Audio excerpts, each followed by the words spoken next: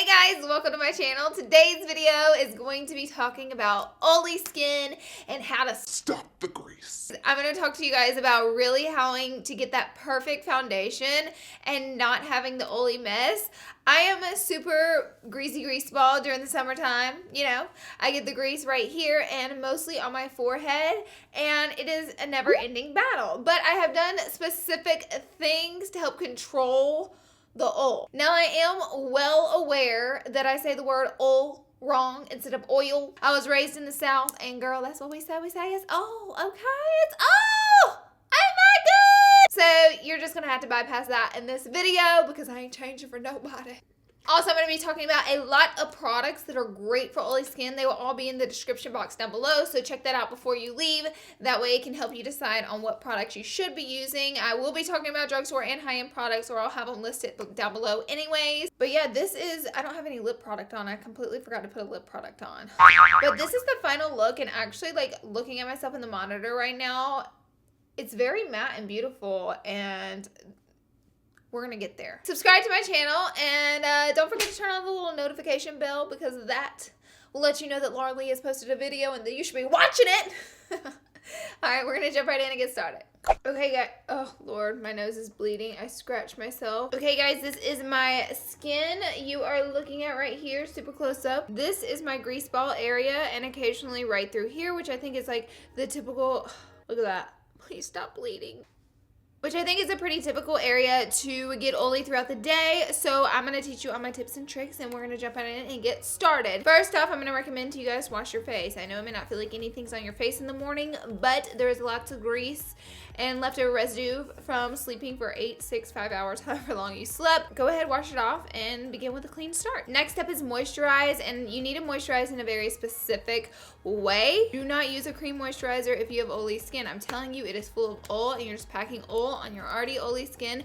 There are so many great gel moisturizers out there that are water-based and still oil-based that will hydrate your skin even more than a cream moisturizer. It just doesn't have oil in it. There are legit loads of gel moisturizers that are amazing, oil-free. They won't grease up your face, but they will moisturize it. They will end any dry skin and dry patches on your skin. Today, I'm going to be using Tarte's H2O, Drink of H2O. It is such a great gel moisturizer, very lightweight. Just 2 dots is good enough. And this just creates like a flawless base on your skin. Once that is done, I like to let that set in before I move on to the next steps. Just give it a minute, 60 seconds, something like that. And then we're gonna move on to priming the skin. This is a pretty important part. It creates a great barrier between your face and makeup. And if you use the right primer, it can help control the amount of oil you're producing. One that I love is the Anti-Shine Flawless Base by Natasha Denona. This one's great for oily skin. Then another one that's new that I'm loving is the Self-Adjusting Complexion Primer, Shine Control by Urban Decay. Today, I am going to go ahead and use the Urban Decay one. I'm literally just going to do a small pea-size amount, nothing cray-cray, and then I like to rub it in the fingers, and I only apply it to areas they get a little greasy. I literally don't cake my whole face in it. It's not your foundation, it's just your base. And you know, you don't want to use too much product. Next, we'll go ahead and move on to foundations. You really want to look and make sure that your foundation is oil-free. You want to make sure it doesn't have a lot of sunscreen in it, although that is great for protecting your skin from the sun. Sunscreen usually leaves a greasy mess all over my face. Granted, if I know I'm going to be out in the sun all day, I'll just go ahead and add sunscreen and say, you know what, it's going to be a greasy day to protect my skin.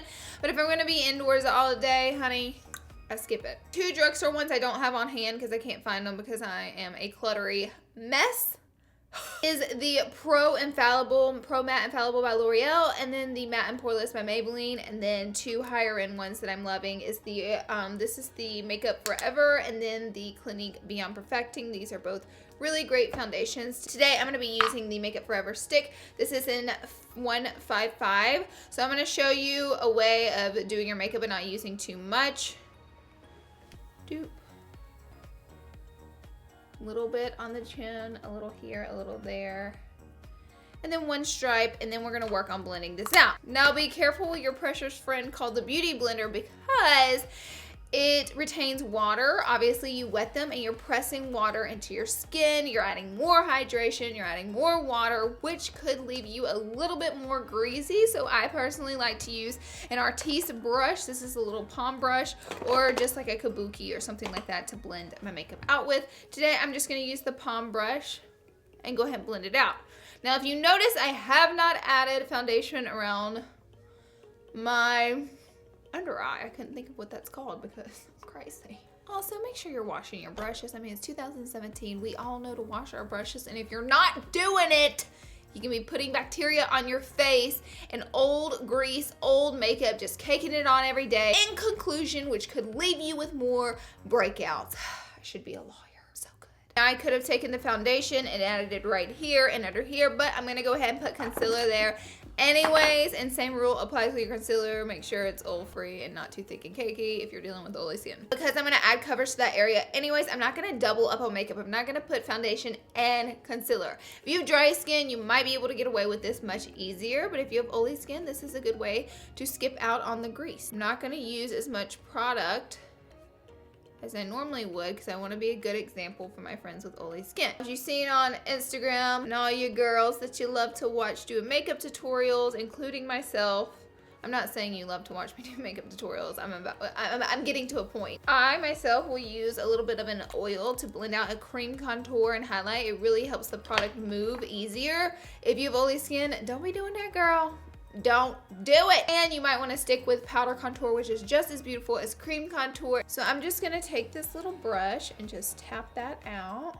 Man, I am spitting some truth. The next step I'm really going to suggest to you guys is setting your foundation. This is probably one of the most crucial steps of the game, concealer, foundation.